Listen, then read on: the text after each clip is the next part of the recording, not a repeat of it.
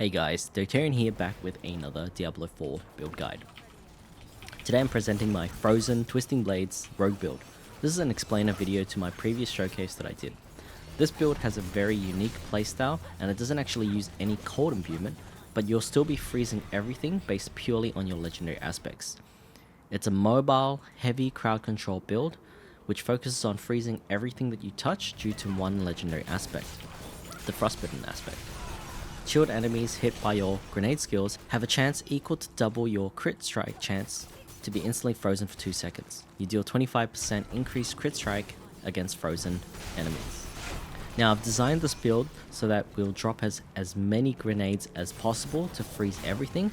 We'll still have decent mobility, survivability, and really good area effect damage.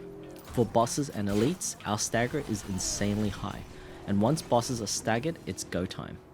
This build can be tweaked slightly for different types of content that you're doing, whether it's your speed farming or pushing high nightmare dungeons. And obviously if you're doing hardcore, I would just recommend focusing on defensive stats so that you don't die.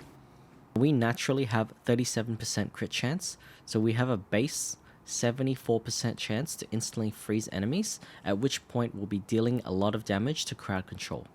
Of course, we will be getting more crit chance on our skills, and so we'll have more than a 74% chance to instantly freeze. It will essentially be all the time. I will put a link in the description down below to the build, but before we go into the skills, please drop me a like on the video and subscribe to the channel. I work really hard to optimize my builds and give the best content that I possibly can. I would really appreciate if you do. Alright, so in terms of our skills, we have Puncture. Now with our modifiers, on perks, we're taking Fundamental Puncture. This will apply vulnerable to targets. Puncture is almost a mandatory skill in most rogue builds. Obviously, if you're not using a basic skill in your build, you won't use Puncture. But Puncture is probably one of the best basic skill on rogue at this point in time, due to the fact that it applies vulnerable, due to that it has slow, and you can get energy back as well. Next, we're dropping down to our core skill, and we're dropping 5 points into Twisting Blades, which is going to be our primary source of damage. Here, you're taking the modifier that where enemies are dazed when you impale them. Now, I have tested this using Advanced Twisting Blades, but I find that since the cooldown reduction has been nerfed quite a lot, it's better to take the extra crowd control due to the fact that we will also be dealing more damage when you use a crowd control ability. We're taking our standard defensive perks here, close damage reduction, and lifesteal. We're heading down to our agility skills and taking Shadow Step. Shadow Step is basically a staple on the rogue due to the fact that it has unstoppable status and it makes you really mobile. Unstoppable has the ability to break out of crowd control, which is really good. Shadow Step also has quite a short cooldown, and there are aspects which allow you to get 2 charges, making you even more mobile. We're perking up into the Methodical Shadow Step to give that extra crowd control for this particular build. And the other passives that we're picking up is Weapon Mastery. Weapon Mastery is one of the best passives on rogue. We will be using swords, and so we'll be getting that extra increased damage. In here, you're picking up Rapid Gambits so that you can get the extra cooldown reduction when you daze a target. This is the other reason why we picked up the daze on this particular build, because we want to be evading as much as possible. And the other is to get Trick Attacks. When you critically strike a dazed target, they are knocked down for 0.5 seconds. Again, this will add to our crowd control. Next, we're taking the Subterfuge skills, and we're taking Concealment. Concealment is our stealth skill. It also has a CC break in the form of Unstoppable. It allows you to move faster, and with our perks, we're going to get extra energy and apply vulnerable when you use Concealment. The next Subterfuge skill that we're taking is Poison Trap. We're not using Poison Trap for the poison, we're actually using it for the modifiers. So Poison Trap will actually arm after 1.25 seconds on my particular build. Now you can get Trap cooldown in your build as well, but with the modifiers, Poison Trap also has a 30% chance to reset your Imbuement skills cooldown, and also apply knockdown when it activates as well. The other reason why we're using Poison Trap is due to our key passive down here, Exposure. Lucky Hit, dealing direct damage to an enemy affected by trap skill has up to 25% chance to reduce active cooldowns of trap skills and also drop grenades. Now you can see that the grenades pair naturally with our forbidden aspect here, because chilled enemies hit by grenades have a chance to be instantly frozen. Going down to our imbuement skills here, we're taking Shadow Imbuement for maximum area damage clear. Now you can choose to take other imbuements based on the type of content that you're doing. If you're killing a boss, cold imbuement is the best way to go. And the reason why is because it applies vulnerable, and also you can deal more damage to crowd control targets. So essentially, with this one, you can get up to 40% extra damage against crowd control. Poison Trap is good for harder nightmare content, and the reason why is because poison applies continuous ticks for one of your legendary aspects, which is disobedience. So due to the ticks, you can get extra armor. The other reason why it's better for a tankier build is because of this passive here. Poison enemies deal 15% less damage. So poison imbuement really allows you to be a little bit more tanky in sort of higher nightmare situations. But for general farming content, we want Shadow Imbue due to the fast clear rate that Shadow Imbue gives us. So for Shadow Imbue, we've spec'd all the way into the one that gives us vulnerable on Shadow Imbue's primary explosions. And the perks that we've picked up as well is to get extra energy. Now I've only put 1 point in each due to the fact that we will have other ways of gaining energy back as well. Finally, we have Frigid Finesse. And this will allow us to deal 30% extra damage against frozen enemies. And as I said, everything will be frozen all the time. Lastly, to round out the build, there's a bunch of different passives that we're picking up. We've got Innovation for extra energy. Trap Mastery, when you drop a trap down, you get extra crit chance. Again, this crit chance is not included in the crit chance here. So this 37% is not 30%. It's actually like 49%. And if you double 49%, you have a 98% chance to apply Frozen to the target. Finally, you've got Adrenaline Rush for increased energy regen, and you've got Haste for extra move speed and attack speed. Now let's quickly talk about our legendary aspects. Now I'm not going to talk about every single attribute, but because I will be putting out a separate video later on how to gear in the most efficient way for your character. But let's quickly talk about the legendary aspects. So on my helm, I've got the Frostbitten aspect. Again, I've mentioned this a couple of times, but essentially this is the core of the build. We're going to be dropping grenades with every single thing that we do. Next, we've got Disobedience for increased armor, up to 50% extra armor. This is to make you much more tanky when you're going up against higher level content. Then we've got the Icy Alchemist's aspect on our gloves. Damaging a chilled or frozen enemy with a shadow imbued skill has up to 75% chance to release an explosion that deals cold damage to the target and surrounding enemies, chilling them for 15%. This will essentially add another explosion, and that will chill targets, adding more crowd control to the build. And because we're going to be applying Shadow Step with every single time that we do it, this will allow more crowd control and explosions to the build, more AoE to the build as well. Next, we've got the Might aspect on our pants. Basic skills grant 20% damage reduction for 6 seconds.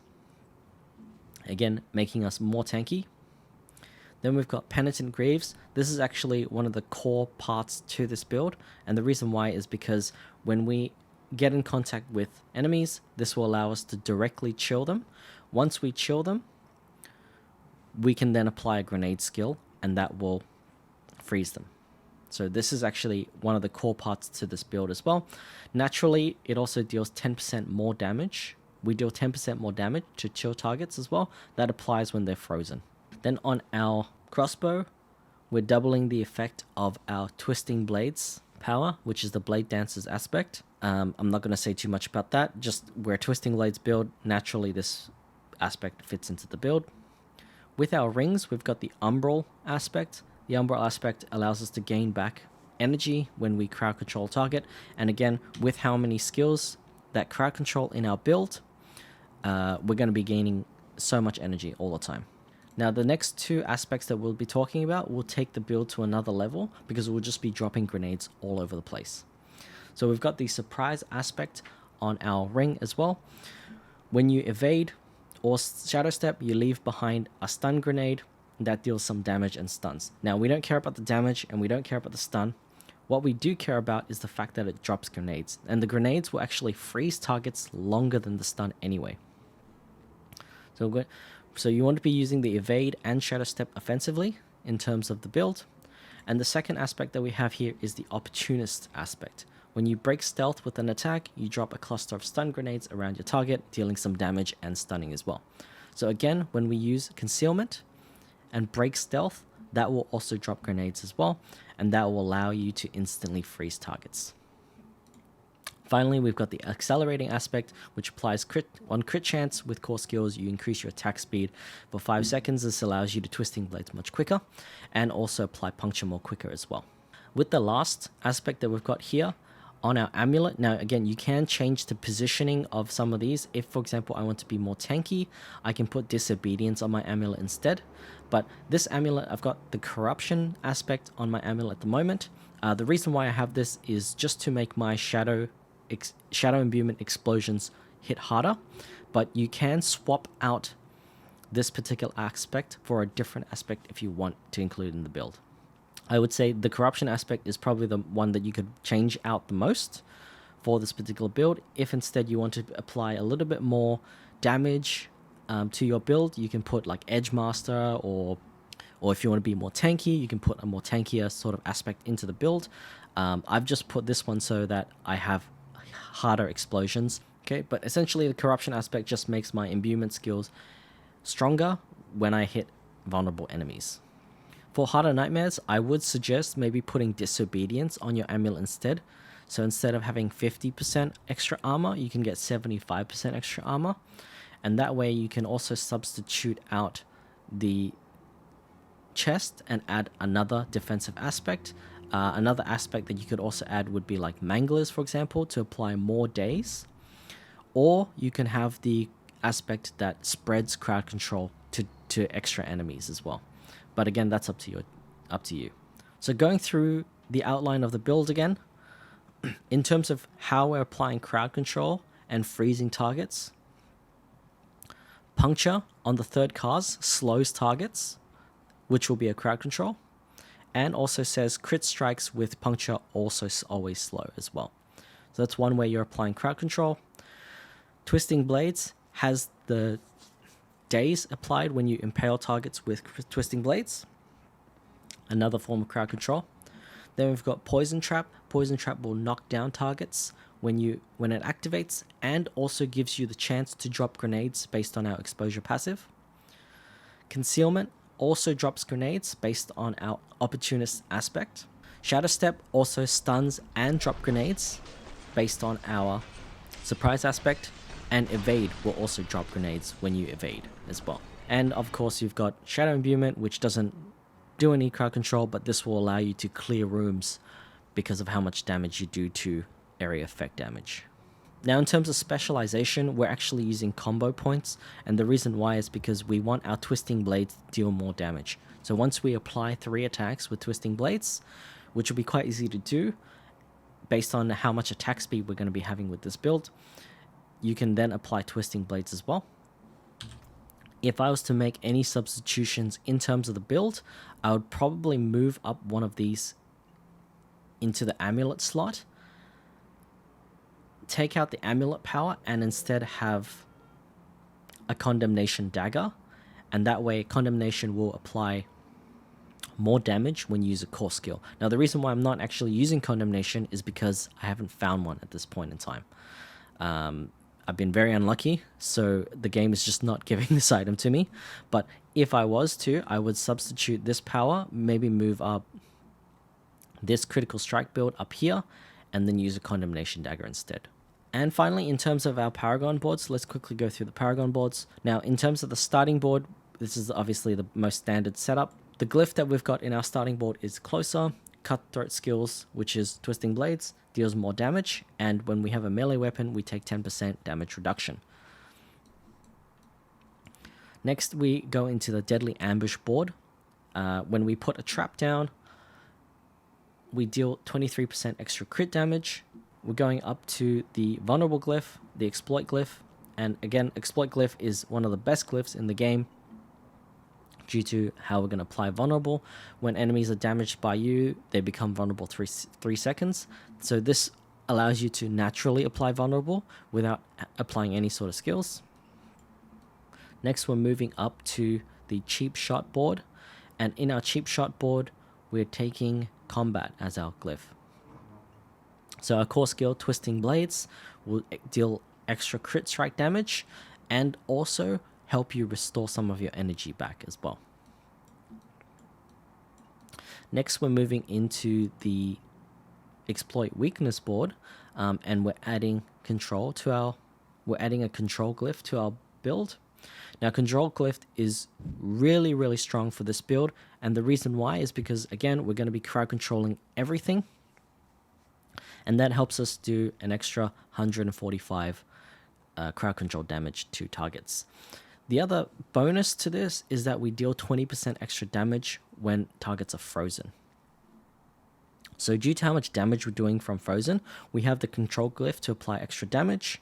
We also have Frigid Finesse here, which is a passive. This again applies 30% increased damage to frozen, and I would strongly advise that if you can get the plus ranks to Frigid Finesse on your amulet, this will actually increase to 60%. So this was a huge buff in your damage if you can get this. And finally, also due to our Frostbitten aspect, we're going to be dealing 25% extra damage to frozen as well. So just a lot of crowd control when a lot of damage is being pumped out when targets are frozen. So that's the control. And then finally, if we move up to here, I actually haven't got enough points to take this, but in my build planner in the description down below, I have optimized the Paragon board. We are going to be taking turf in this particular Paragon board, and also optimizing the fact that we can get these particular nodes included into the build as well.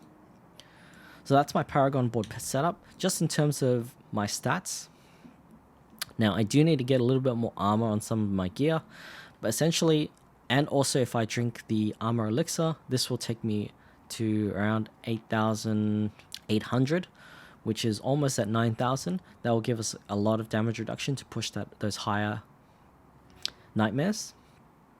And I also need to level up to 100 so I can get my life increased as well. In terms of our stats, again, we have 37% crit chance, which allows us to instantly freeze targets. And this one here, we've got 300% extra damage against crowd control. Again, as I mentioned, when bosses are staggered, you're going to be dealing 3 times more damage to them. And it's very easy to stagger bosses due to how much crowd control we have in this particular build. Alright, so this is a breakdown of the build that I'm using, and I'm going to be pushing for higher nightmare tiers. I really hope you enjoyed the video. As always, have an awesome day, and bye for now.